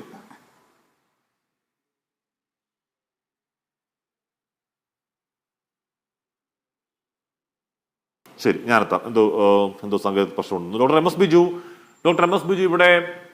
ഇവിടെ ഈ അടുത്ത കാലത്ത് നമ്മുടെ 24 കണക്റ്റിന്റെ ഭാഗമായി ഒരു സ്കൂളിൽ ഒരു ലഹരി ബോധവൽക്കരണ ക്ലാസ്സിൽ ഒരു +2 പഠിക്കുന്ന പയ്യൻ, അവൻ ഏറ്റവും വായിക്കുന്ന പയ്യനാണ്. ഏറ്റവും ഇഷ്ടമുള്ളത് എം ഡിയുടെ ഷെർലക്കാണ്. അവൻ 2ാം ഊഴം വായിക്കുന്നു. അവൻ 4 കെട്ട് തിരഞ്ഞുപിടിച്ച് വായിച്ചു തുടങ്ങിയിരിക്കുന്നു. +2 പഠിക്കുന്ന പയ്യനാണ് എന്ന് പറഞ്ഞാൽ അപ്പോൾ എത്ര തലമുറയാണെന്ന് ഇത് സ്വാധീനിക്കുന്നത്, എത്ര തലമുറയാണ് തേടിപ്പിടിച്ച് വായിക്കുന്നത്? അത് എന്തായാലും ആ +2 പഠിക്കുന്ന വിദ്യാർത്ഥി ഒരൊറ്റപ്പെട്ട പ്രതീകമാണെന്ന് ഞാൻ കരുതുന്നില്ല. അപ്പോൾ അവിടെ നിന്ന് പിന്നെയും താഴേക്ക് പെനട്രേറ്റ് ചെയ്യാൻ പോകുന്നു എന്ന് പറഞ്ഞാൽ എം ഡി വാസുദേവൻ നായർ ജീവിച്ച ആ തലമുറയെ ആഴത്തിലും പരപ്പിലും അത് സ്വാധീനിച്ചു. അത് കഴിഞ്ഞൊരു തലമുറയെ സ്വാധീനിച്ചു. അത് കഴിഞ്ഞ് ഞങ്ങളുടെയൊക്കെ തലമുറയെ സ്വാധീനിക്കുന്നു. അത് കഴിഞ്ഞു വരുന്ന തലമുറയെ സ്വാധീനിക്കുന്നു എന്നൊക്കെ പറഞ്ഞാൽ അതെന്താണ്? എന്തൊരു വിസ്മയമാണ് അത് ഈ എഴുത്തിൽ മാത്രമല്ല, അത് ഈ തിരക്കഥയിലും സിനിമയിലും ഒക്കെ ഈ ഡീപ്പ് പെനട്രേറ്റിംഗ് എഫക്റ്റ് എം ഡിയുടെ രചനകൾക്ക് മൊത്തത്തിൽ ഒരു സ്ഥായി ഭാവമല്ലേ ഡോക്ടർ എം എസ് ബിജു?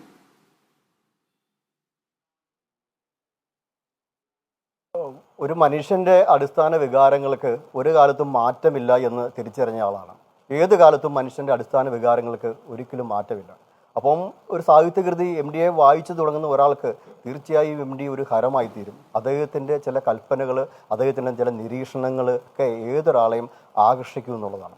കാരണം അദ്ദേഹം ഒരു കുട്ടിയെ സംബന്ധിച്ചോളം തീർച്ചയായും ഓപ്പോൾ എന്ന് പറയുന്ന സിനിമയിൽ അപ്പോൾ അതിൽ അമ്മ കാമുകിൽ നിന്ന് ഗർഭം ധരിച്ച ആ അമ്മ സ്വന്തം മകനോട് പറയുന്നു ഓപ്പോളെ എന്ന് വിളിക്കണമെന്ന് പറയും. ആ കുട്ടി സ്വന്തം അമ്മയാണെന്ന് അറിയാതെ ഓപ്പോളെ എന്ന് വിളിച്ച് ശീലിക്കുകയാണ്. പക്ഷേ ഇവിടെയും ആ ഓപ്പോൾ എന്ന് വിളിക്കുമ്പോഴും ചേച്ചി എന്ന് വിളിക്കുമ്പോഴും ഒരമ്മയും മകനും തമ്മിലുള്ള വൈകാരികമായ ബന്ധത്തെ ഓപ്പോൾ സിനിമയിൽ എം ഡി അവതരിപ്പിക്കുന്നുണ്ട്. അപ്പോൾ ഏത് കാലത്തായാലും മനുഷ്യൻ്റെ അടിസ്ഥാന വികാരങ്ങൾക്ക് ഒരു മാറ്റവും ഇല്ല എന്ന് തിരിച്ചറിഞ്ഞ ആളാണ്. അതുകൊണ്ടാണ് എല്ലാ തലമുറയിലും പെട്ട ആളുകൾ എം ഡിയുടെ കൃതികൾ വായിച്ചു പോകുന്നു. ഇവിടെ ഇപ്പോൾ 2ാം ഊഴത്തെക്കുറിച്ച് പറഞ്ഞല്ലോ. എം ഡിയുടെ ഒരു കഥാപാത്രം ഒരിക്കൽ ഒരാളെ സ്നേഹിച്ചാൽ തിരിച്ച് തന്നെ സ്നേഹിക്കുന്നില്ല എന്ന് അറിയുമ്പോഴും അവരെ വീണ്ടും വീണ്ടും സ്നേഹിച്ചുകൊണ്ടേയിരിക്കുകയാണ്.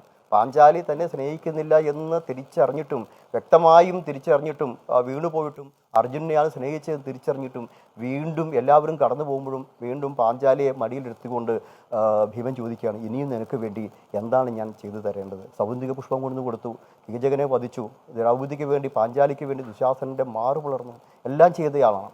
പക്ഷേ ജീവിതത്തിൽ പ്രണയത്തിനും അല്ലെങ്കിൽ സ്നേഹത്തിനും സ്ഥാനങ്ങൾക്കും വേണ്ടി തട്ടിച്ചു നോക്കുമ്പോൾ അവിടെയൊക്കെ രണ്ടാം മൂഴക്കാരനായി മാറുന്ന ഒരു കഥാപാത്രമാണ് ഭീമൻ എന്ന് പറയുന്നത്. ഈ ഭീമൻ എന്ന് പറയുന്നത് പുരാണത്തിലെ ഒരു കഥാപാത്രം മാത്രമല്ല, ജീവിതത്തിൽ രണ്ടാം നിരക്കാരായി പോകേണ്ടി വരുന്ന ചില ആളുകൾ, ഒന്നാം നിരക്കാരായി പ്രവൃത്തി കൊണ്ട് മാറേണ്ടി വരാൻ സാധ്യതയുള്ള ആളുകൾ സ്നേഹത്തിനും പരിഗണനയ്ക്കും സ്ഥാനത്തിനും വേണ്ടി നോക്കുന്ന സമയത്ത് അവരൊക്കെ രണ്ടാം റഹ്മാൻ അത് തന്നെയാണ്. ഇപ്പോ രണ്ടാം മൂഴം നമുക്ക് ആദ്യഘട്ടത്തിൽ വായിച്ചാൽ അതെന്താണ്? അതൊരു മഹാഭാരതം ഉപജീവിച്ചുണ്ടാക്കിയ ഒരു കഥ, ഒരു നോവലും തോന്നാം.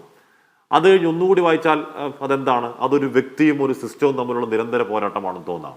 അത് കഴിഞ്ഞ് ഒന്നുകൂടി വായിച്ചാലോ ഇപ്പോൾ കെ ആർ മീരയൊക്കെ പറയുന്നത് പോലെ അത് ജന്മാവകാശവും കർമാവകാശവും തമ്മിലുള്ള ഏറ്റുമുട്ടലാണോ എന്ന് തോന്നാം. അങ്ങനെ ഓരോ തവണ വായനയിലും ഓരോരോ, ഇപ്പൊ താങ്കൾ മഞ്ഞിനെ പറ്റി ആഴത്തിൽ പഠിച്ച ഒരാളാണ്. എനിക്കൊന്ന് എം ഡിയുടെ എല്ലാ കഥകളും ആഴത്തിൽ പഠനവിധേയമാക്കേണ്ട ഒന്നാണ്. ഓരോരോ വായനയിൽ ഓരോരോ പഠനത്തിൽ അതിന് ഓരോരോ ഡയമെൻഷൻ പിരിഞ്ഞു വരുന്ന ഒരു മാസ്മരികത ആ രചനകൾക്കുണ്ടോ ശ്രീ എം എ റഹ്മാൻ?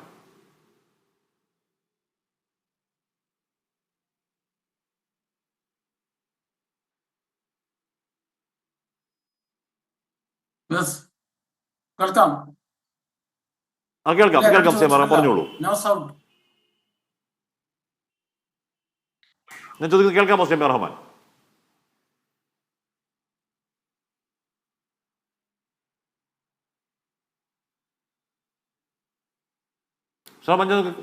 കേൾക്കാമോ ഞാൻ ചോദിക്കുന്നത്?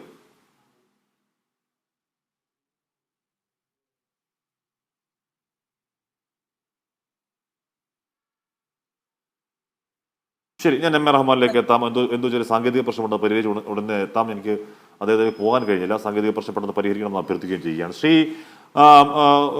ഡോക്ടർ എം എസ് ബിജു, ഞാൻ താങ്കൾ പറഞ്ഞു വന്നതിന് തുടർന്നോളൂ. ഇത്തരത്തിൽ ഇപ്പോൾ രണ്ടാം മൂഴമാവട്ടെ, അതിൻ്റെ ഓരോരോ വായനയിൽ, ഓരോരോ പ്രായത്തിലെ വായനയിൽ, ഓരോരോ സാഹചര്യത്തിലെ വായനയിൽ ഓരോരോ അർത്ഥതലങ്ങൾ തെളിഞ്ഞു വരുന്നു എന്നുള്ളത് അതിൻ്റെ മാത്രം എം ഡിയുടെ വരികളുടെ മാത്രം ഒരു പ്രത്യേകതരം മായാജാലമാണോ ഡോക്ടർ എം എസ് ബിജു? അതെ, എം ഡിയുടെ ഭാഷ എന്ന് പറയുന്നത് അതിലൊരു അർത്ഥഗർഭമായ ഒരു മൗനമുണ്ട്. മൗനം പോലും ഏറ്റവും നല്ല ഒരു ഭാഷയാണ് മൗനം എന്ന് തെളിയിച്ച ആളാണ്.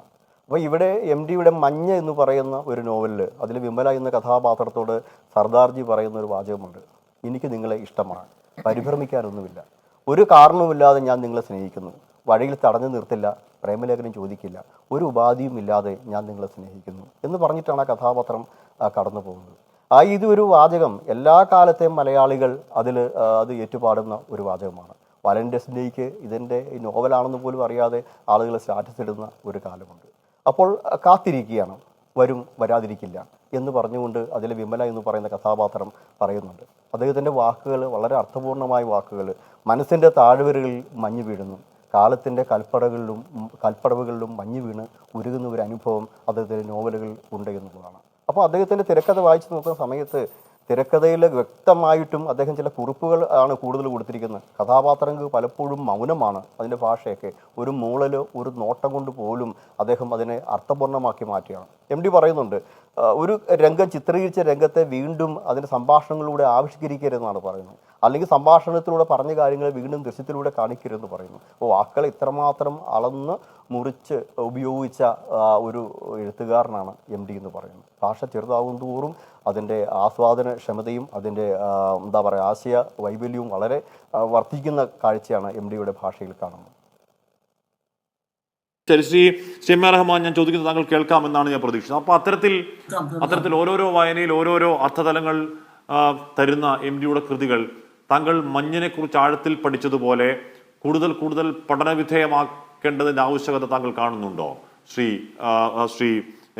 M A Rahman? ഞാൻ മഞ്ഞിനെ കുറിച്ചുള്ള എന്റെ എംഫിൽ പഠനമാണ്, അക്കാഡമിക്കലാണത്. അത് ആ കാലത്ത് അതൊരു ലേഖനമായിട്ട് പത്രങ്ങളിൽ വന്നിരുന്നു. ഞാൻ പറഞ്ഞു വരുന്നത്, ഈ സാഹിത്യത്തിലെ പ്രസ്ഥാനങ്ങളിൽ നിന്ന് കിട്ടുന്ന വിവരങ്ങൾ വെച്ചിട്ടുള്ള ഒരു നോവലല്ല അത്. അതെന്തുകൊണ്ടാ വെച്ചാൽ എം ടിയുടെ ലോകം എന്ന് പറയുന്നത് ഒരു ലോക പൗരന്റെ ഒരു ബോധമാണ്. അതെങ്ങനെയാണ് വരുന്നതെന്ന് വെച്ചാൽ അദ്ദേഹം ലോക സാഹിത്യവുമായിട്ടുള്ള വലിയൊരു ബന്ധം കൊണ്ടാണ് മനുഷ്യ ചിന്തകളെയും മനുഷ്യ സ്വഭാവത്തെയും നിരീക്ഷിക്കുന്നത്. തന്റെ മുറ്റത്തുള്ള കഥാപാത്രത്തെ അദ്ദേഹത്തിന് നേരിട്ടറിയാം. പക്ഷേ പുസ്തകങ്ങളിലൂടെ അദ്ദേഹത്തിന് ലാറ്റിൻ അമേരിക്കയിലെയും റഷ്യയിലെയും ഇറാനിലെയും മനുഷ്യരെ അറിയാം. അങ്ങനെ വരുന്ന ഒരു തിയറിയെ ആസ്പദമാക്കി മാത്രം എഴുതുന്ന ആധുനികതയുടെ കാലത്തൊക്കെ വന്ന് വലിയ ബഹളം വെച്ച വലിയ പുസ്തകങ്ങളുണ്ട്. പക്ഷെ അതിനെല്ലാം അതീതമാണ് കുട്ടിയേട്ടത്തിയുടെ കഥ. ഞാൻ പറയുന്നത്, ഞങ്ങളൊക്കെ പഠിക്കുന്ന കാലത്ത്, BA ഇംഗ്ലീഷ് പഠിക്കുന്ന കാലത്ത്, ഞങ്ങളുടെ പുസ്തകശാലകളിൽ നിന്ന് കിട്ടുന്ന സാർത്തറും കാമും ഒക്കെ ഞങ്ങൾ വായിക്കുന്നുണ്ട്. അതേ സമയത്ത് MT യുടെ കുട്ടിയേട്ടത്തിയും വായിക്കുന്നുണ്ട്. അപ്പോൾ ഞാൻ കാണുന്ന ഒരു കാര്യം, എൻ്റെ വീട്ടുമുറ്റത്തോ അയൽവക്കത്തോ ഉള്ള ഒരു കുട്ടിയേട്ടത്തിയാണ് അത് എന്നുള്ളതാണ്. മാത്രമല്ല, ഈ രോഗം എന്നുള്ളത് ഒരു കഥാപാത്രത്തിന് വരുമ്പോൾ ആ രോഗത്തെ, ആ കഥാപാത്രത്തെ ചെറുതാക്കുമോ വലുതാക്കുമോ മഹത്തരമുള്ളതാക്കുമോ എന്നൊക്കെ ചിന്തിക്കുന്ന എഴുത്തുകാരുണ്ട്. അപ്പോ വളരെ ഉദാത്തമായി കഥാപാത്രങ്ങളെ വലിയ ആളാക്കി അവതരിപ്പിക്കുന്ന സാഹിത്യം നമ്മളെ പല കാലഘട്ടങ്ങളിലും കണ്ടിരുന്നു. എന്നാൽ കുട്ടിയേട്ടത്തിയും ഭ്രാന്തൻ വേലായുധനും ഒക്കെ വരുമ്പോഴത്തേക്ക് നമ്മുടെ അയൽപക്കത്തുള്ള മനുഷ്യരാണെന്നുള്ള ഒരു ബോധം ഉണ്ടാക്കുന്നു. അതിൽ തന്നെയാണ് വിമലയും. പക്ഷെ വിമലയുടെ ഒരു സ്പേസ് എന്ന് പറയുന്നത് നൈനിത്താളാണ്. അവിടെ നമ്മൾ കാണുന്ന മറ്റൊരു കഥാപാത്രമുണ്ട്, ബുദ്ധു എന്നുള്ള കഥാപാത്രം. ഒരുപക്ഷെ മലയാളത്തിലെ ആദ്യത്തെ ഭിന്നശേഷി കഥാപാത്രം ബുദ്ധു ആയിരിക്കും. പിന്നീടാണ് നമ്മുടെ വിജയന്റെ ഒരു അതായത് ബുദ്ധിപരമായി ഭിന്നശേഷിയായ ഒരു കഥാപാത്രം വിജയന്റെ നോവലിലുണ്ട്. പക്ഷെ അതിനു മുമ്പാണ് MT യുടെ ഈ കഥാപാത്രം വരുന്നത്. അപ്പൊ ഇതൊക്കെ ഞാൻ പറഞ്ഞു വന്ന്, തൻ്റെ നാട്ടു മനുഷ്യരിൽ നിന്ന് തന്നെ അല്ലെങ്കിൽ വീട്ടു മനുഷ്യരിൽ നിന്ന് തന്നെ ഒരു കഥാപാത്രത്തെ അദ്ദേഹം അടർത്തിയെടുക്കുകയാണ് ചെയ്യുന്നത്. അതുകൊണ്ട് ഏതെങ്കിലും സാഹിത്യ സിദ്ധാന്തം വെച്ച് നോക്കുമ്പോൾ പലപ്പോഴും അതിന് അപകടകരമായി നിൽക്കും. കാരണം ഇപ്പം സ്ട്രീം ഓഫ് കോൺഷ്യസ്നസ് എന്നുള്ള ഒരു തിയറി എടുത്തുകൊണ്ട് മഞ്ഞ് ഞാൻ പഠിച്ച ആളാണ്. അപ്പോഴെല്ലാം നമുക്ക് കാണുന്ന ഒരു കാര്യം, MT ഒരിക്കലും അത് സ്ട്രീം ഓഫ് കോൺഷ്യസ്നസ് എന്ന സിദ്ധാന്തം പഠിച്ച ആളേ അല്ല. അദ്ദേഹത്തിന്റെ കഥാപാത്രം വരുന്നത് സ്വന്തം വീട്ടിൽ നിന്ന്, ആരൂഢത്തിൽ നിന്ന് വരുന്ന ഒരു കഥാപാത്രമാണ്. അപ്പോ വിമല മരണത്തെ ഉപാസിക്കുന്ന ഒരു കക്ഷിയെ സ്നേഹിക്കുന്നു, അല്ലെങ്കിൽ അയാളെ കാത്തു നിൽക്കുന്നു. അതിന്റെ വിജയവും പരാജയവും എല്ലാം നോവലിന്റെ അകത്ത് വരുമ്പോൾ നമ്മൾ മുമ്പിൽ കാണുന്നത് നമ്മുടെ അയൽപക്കത്തുള്ള ഒരു കഥാപാത്രം, ഇതാ അത് ജയിക്കുമോ തോൽക്കുമോ എന്നുള്ള വിധിക്ക് വിട്ടുകൊടുത്തുകൊണ്ടുള്ള ഒരവസ്ഥ. അല്ലെങ്കിൽ അതിലെ വിമല എന്ന് പറഞ്ഞ സ്ത്രീ ഒരു ഫ്രീ വില്ലായിട്ട് തനിക്ക് പറ്റിയ തൻ്റെതായ ഒരു സിദ്ധാന്തം അവരുണ്ടാക്കുകയാണ്. അത് സിദ്ധാന്തം എന്ന വാക്ക് ഉപയോഗിക്കാൻ പറ്റുമെന്ന് എനിക്ക് അറിഞ്ഞുകൂടാ. ആ ഫ്രീ വില്ലായിട്ട് അവള് ഒരു പ്രത്യേക രീതിയിൽ ജീവിക്കുന്നു, കാത്തുകൊണ്ട് ജീവിക്കുന്നത് അവരുടെ അസ്തിത്വമായി മാറുന്നു. അതിന് ഏതെങ്കിലും തിയറി ഉണ്ടോ എന്ന് ചോദിച്ചാൽ ഒരു തിയറിയും ഇല്ല. ഇത് എനിക്ക് തോന്നുന്നത് ഈ ലോക പൗരന് കിട്ടിയ ലോകാവബോധത്തിൽ നിന്ന് ആണെന്നാണ് ഞാൻ മനസ്സിലാക്കിയിട്ടുള്ളത്. ഇതിനി നമ്മുടെ MA റഹ്മാൻ അങ്ങനെ മലയാളത്തിന്റെ വാതായനങ്ങൾ ലോക സാഹിത്യത്തിലേക്ക് തുറക്കുന്നതിന് മുൻപ് തന്നെ MT തുറന്നു കഴിഞ്ഞു എന്ന് പറഞ്ഞാൽ ഗുന്ദർഗ്രാസിനെയും ടോണി മോറിസിനെയും ഒക്കെ കാണാനുള്ള ശ്രമങ്ങൾ MT തുടങ്ങിക്കഴിഞ്ഞു. അവിടെ പോകുമ്പോഴേക്കും അവരെ കാണാതെ തിരിച്ചു വരേണ്ടി വരും നിരാശയെപ്പറ്റി MT പറയുകയാണ്. എന്ന് പറഞ്ഞാൽ അന്ന് തന്നെ ഈ പറയുന്ന ലോകത്തെ നവംനവങ്ങളായ പുതിയ ട്രെൻഡ് അപ്പോൾ തന്നെ MT അപ്ഡേറ്റഡ് ആണ്. അങ്ങനെ അപ്ഡേറ്റഡ് ആയിരിക്കുന്ന MT എന്നാൽ അദ്ദേഹത്തിന്റെ രചനകളിൽ അതിന്റെ നേരിയതിൽ സ്വാധീനം പോലും ഉണ്ടാവുന്നില്ല എന്നുള്ളതും അത്ഭുതപ്പെടുത്തുന്ന ഒരു സംഗതിയല്ലേ ശ്രീ MA റഹ്മാൻ? അത് അത്ഭുതപ്പെടുത്തുന്നത് തന്നെയാണ്. കാരണം അത് അദ്ദേഹത്തിന്റെ മൗലികതയാണ്. കാരണം ഈ ഫ്യൂഡൽ സെറ്റപ്പിന്റെ ഒരു തകർച്ച ഉണ്ടാക്കിയ പരിതാപകരമായ ഒരു അവസ്ഥ നായർ കമ്മ്യൂണിറ്റിക്കകത്തുണ്ട്. അത് ഒരുപക്ഷെ നമ്മള് അതിനെപ്പറ്റിയുള്ള സിദ്ധാന്തപരമായ പുസ്തകം വായിച്ചതിനേക്കാൾ കൂടുതൽ മനസ്സിലാക്കിയത് നാലുകെട്ട് എന്നുള്ള നോവലിൽ നിന്നാണ്. അത് അനുഭവപരമായി നമുക്ക് കിട്ടി. ഇപ്പൊ അദ്ദേഹത്തിന്റെ കുടുംബത്തിൽ തന്നെ ഈ നാലുകെട്ടിലെ ഒരു അമ്മാവനെ കോഴിക്കറിയിൽ വിഷം കൊടുത്ത് കൊല്ലുന്ന ഒരു സംഭവം പറയുന്നുണ്ട്. അദ്ദേഹം ഒരു ഇംഗ്ലീഷ് തർജ്ജമക്ക് അവതാരിക എഴുതിയപ്പോ MT എഴുതിയതാണ്. അപ്പൊ ഞാനിങ്ങനെ ആലോചിക്കുന്നത്, എന്തെല്ലാം തരത്തിലുള്ള പ്രശ്നങ്ങൾ ഈ പഴയ ഫ്യൂഡൽ താന്തോന്നിത്വത്തിന്റെ ഭാഗമായിട്ട് നടന്നിരിക്കാമെന്നുള്ളതിന്റെ സൂചനകൾ വളരെ എംപരിക്കലായിട്ട് അനുഭവപരമായിട്ട് നമുക്ക് നാലുകെട്ടിൽ നിന്ന് കിട്ടുന്നു. അതിൽ നിന്ന് ആ ജീർണതകൾക്ക് എതിരെ നിൽക്കുന്ന ഒരു ബോധം അപ്പോൾ തന്നെ ഒരു പ്രതിരോധം എന്ന നിലയ്ക്ക് MT ഉണ്ടാക്കിയിട്ടുണ്ട്. അതുകൊണ്ടാണല്ലോ അദ്ദേഹം എനിക്ക് ചെറിയ വീട് മതി എന്ന് പറഞ്ഞിട്ട് ഒരു പുതിയ കേരളം ഉണ്ടാക്കുന്നു. അപ്പോഴത്തേക്ക് നവോത്ഥാനം വരുന്നു, നമ്മളെല്ലാം വേറൊരു ലോകത്തിലേക്ക് വരുന്നു. അതിന്റെ തുടർച്ച തന്നെയാണ് എം ടിയുടെ കാണുന്ന ഈ പുതിയ ലോകവും. പുതിയ ലോകം എന്ന് പറഞ്ഞ ഈ അടുത്ത കാലത്ത് അദ്ദേഹം ശിലാലിഖിതം എന്ന് പറയുന്ന ഒരു കഥ എഴുതിയിട്ടുണ്ട്. ശരിക്കും പറഞ്ഞാൽ അത് നാലുകെട്ട് തന്നെയാണ്. ശിലാലിഖിതത്തിലെ കഥ എന്താ? ഈ മാനവീയത നഷ്ടപ്പെട്ടു പോകുന്ന മനുഷ്യര്, കേരളത്തിന്റെ ഒരു അവസ്ഥയാണ്. പക്ഷെ അതിൽ ഈ നായർ കമ്മ്യൂണിറ്റിയുടെ പതനം എന്ന് പറയുന്നത് തീർച്ചയായും ആ ഒരു പതനത്തെ ആവിഷ്കരിക്കാൻ മാനവീയത നഷ്ടപ്പെടുന്നു എന്നുള്ള ഒരമ്മാവനെയോ അച്ഛനെയോ അതിനകത്ത് കൊണ്ടുവരുന്നു. അവിടെ ഒരു ദളിതയായ പെൺകുട്ടി അവിടെ വീണ് കിടക്കുന്നു. അതിനെ നോക്കാതെ ഈ അച്ഛൻ വന്ന് വീട്ടിലേക്ക് വരുന്നു. അപ്പോൾ തൻ്റെ മകൾ ആ കുട്ടിക്ക് വെള്ളം കൊടുത്തതായി പറയുന്നു. അപ്പോൾ ഗവേഷണം എന്ന് പറയുന്നത് വളരെ യാന്ത്രികമായ പ്രവൃത്തിയും മാനുഷികതയില്ലാത്ത പ്രവൃത്തിയുമായി മാറിപ്പോകുന്ന ഒരു സിറ്റുവേഷനാണ് ആ ശിലാലിഖിതത്തിൽ വരുന്നത്. ഇതൊക്കെ വരുന്നതിന്റെ കാരണം എന്ന് പറയുന്നത് അദ്ദേഹത്തിന്റെ ആരൂഢം തന്നെയാണ്. ഞാൻ അദ്ദേഹത്തിന്റെ ആരൂഢത്തിൽ പോയിട്ടുണ്ട്. അദ്ദേഹത്തിന്റെ കുമരനെല്ലൂരിലെ കുളങ്ങൾ പോലുള്ള ഒരു സിനിമ വരുമ്പോൾ അതെന്താ സ്വന്തം മുറ്റത്ത് തന്റെ ജീവിതത്തെ എടുത്തു കൊണ്ടുപോകാൻ വേണ്ടി ആ മണലെടുത്തതിന് ശേഷമുള്ള പുഴ വരുന്നു, അല്ലെങ്കിൽ വെള്ളപ്പൊക്കം വരുന്നു, അല്ലെങ്കിൽ പുഴ ആറിപ്പോകുന്നു. അങ്ങനെയുള്ള ഒരു ദുരിത സമാനമായ അവസ്ഥകളെ അതിജീവിച്ച ഒരാളുടെ വളരെ പീഡനകരമായ എഴുത്താണ് ഈ ഏകാന്തതയെ സ്നേഹിക്കുന്ന ഒരു എഴുത്തുകാരൻ എന്ന നിലയിലുള്ള അദ്ദേഹത്തിന്റെ കഥാപാത്രങ്ങൾ മുഴുവൻ വരുന്നത്. ഉദാഹരണത്തിന് എം ടിയുടെ ഈ കുമരനെല്ലൂരിലൊക്കെ നമ്മൾ നോക്കുമ്പോൾ, കുമരനെല്ലൂർ എന്ന് പറഞ്ഞാൽ എത്രയോ കിലോമീറ്റർ അകലെയുള്ള സ്കൂളിലാണ് അദ്ദേഹത്തെ ചേർത്തത് ചെറിയ പ്രായത്തിൽ. അവിടെ വാടക വീട്ടിൽ ബന്ധുക്കളോടൊപ്പം താമസിക്കുന്നു. അച്ഛൻ കുളമ്പിലാണ്. ആ ഏകാന്തതയായിരുന്നു ആ കുട്ടിയുടെ അവിടുത്തെ ജീവിതം. അത് നികത്തിയതാകട്ടെ ഈ കുളങ്ങളാണ്. അതുകൊണ്ട് കുളങ്ങൾ ഇല്ലാതാകുമ്പോൾ, നദി ഇല്ലാതാകുമ്പോൾ തൻ്റെ അസ്തിത്വമാണ് ഇല്ലാതാകുന്നതെന്ന് അദ്ദേഹം ചെറുപ്പത്തിൽ തന്നെ മനസ്സിലാക്കിയ ആളാണ്. ആ ആളാണ്, ആ എഴുത്തുകാരനാണ് ഇപ്പോൾ നമ്മളെല്ലാം അടുത്തു പോകുമ്പോൾ, ഞാനൊക്കെ വടക്കേ മലബാർന്ന് വരുന്ന സാഹിത്യത്തിന്റെ അടിസ്ഥാനപരമായ സംഗതികൾ പോലും മനസ്സിലാവാത്ത ആളാണ്. പക്ഷെ അദ്ദേഹം ഈ ഏകാന്തതയിൽ നമ്മൾ അവിടെ ചെന്ന് കഴിഞ്ഞാൽ ഒരിക്കൽ പോലും നീ വരരുതെന്നോ ഇവിടെ വരരുതെന്നോ ഒന്നും ഒരിക്കലും പറയില്ല. നമുക്ക് എന്താണ് വേണ്ടതെന്ന് തിരിച്ചറിയുന്ന ഒരു ബോധം അദ്ദേഹത്തിന് ഉണ്ടായിരുന്നു. അതുകൊണ്ട് തന്നെ നമ്മൾ എപ്പോഴും മിണ്ടിയില്ലെങ്കിലും ഒരു 10 മിനിറ്റെങ്കിലും നമ്മളവിടെ നിന്നിട്ട് ഞങ്ങൾ കുറച്ച് കഴിഞ്ഞ് പോരും.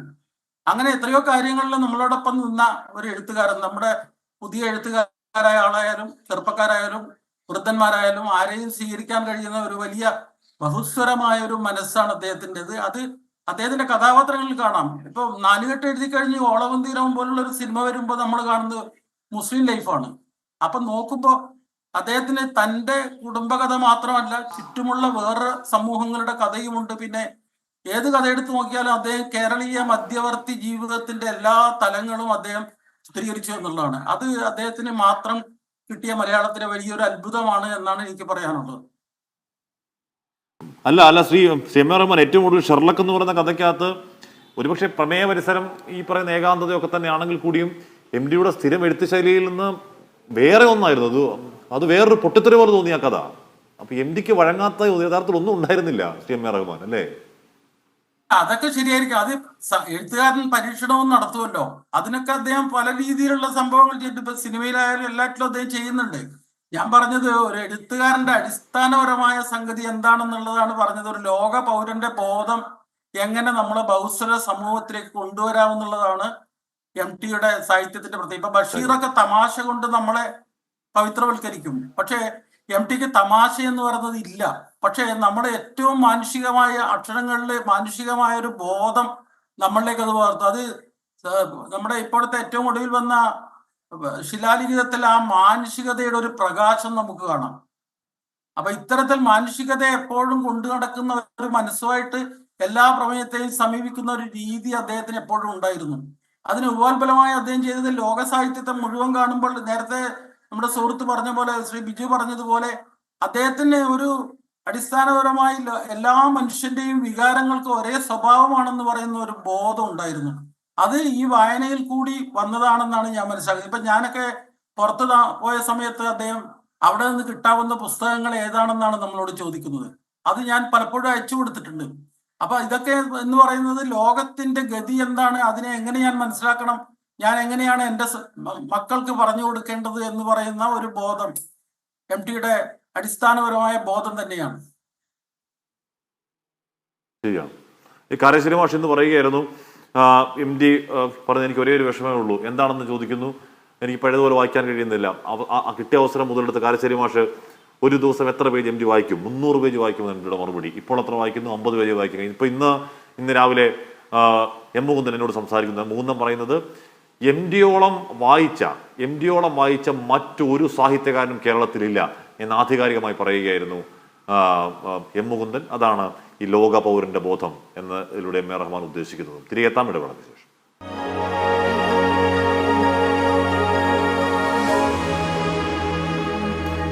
ശ്രീമതി കുട്ടിയടത്ത് വിലാസിനി, ബാലൻ കെ നായർ അടക്കം ഇപ്പോ അദ്ദേഹം മാതൃഭൂമി പത്രാധിപരായിരിക്കെ പുതിയ എഴുത്തുകാരെ കൈപിടിച്ച് മലയാളത്തിന് മുന്നിൽ കൊണ്ട് നിർത്തി എന്ന് പറഞ്ഞതുപോലെ ഒരു പിടി നടന്മാരെയും അദ്ദേഹത്തിന്റെ സിനിമാ വഴിയിൽ കൈപിടിച്ച് മലയാളിക്ക് പരിചയപ്പെടുത്തി കൊടുത്തിട്ടുണ്ട്, കുട്ടിയടത്ത് വിലാസിനിയെ പോലെ. ഇന്നിപ്പോ MD വാസുദേവൻ നായർ എന്ന ആ മഹാമനീഷി തീർത്തും ഇല്ലാതായിരിക്കുന്ന ഈ രാത്രി, അല്ലെങ്കിൽ അദ്ദേഹം ഓർമ്മ മാത്രമായിരിക്കുന്ന ഈ രാത്രിയിൽ കുട്ടിയടത്ത് വിലാസിനിയുടെ മനസ്സിൽ തെളിയുന്ന വാസുവേട്ടൻ ഓർമ്മകൾ മറ്റെന്തൊക്കെയാണ്?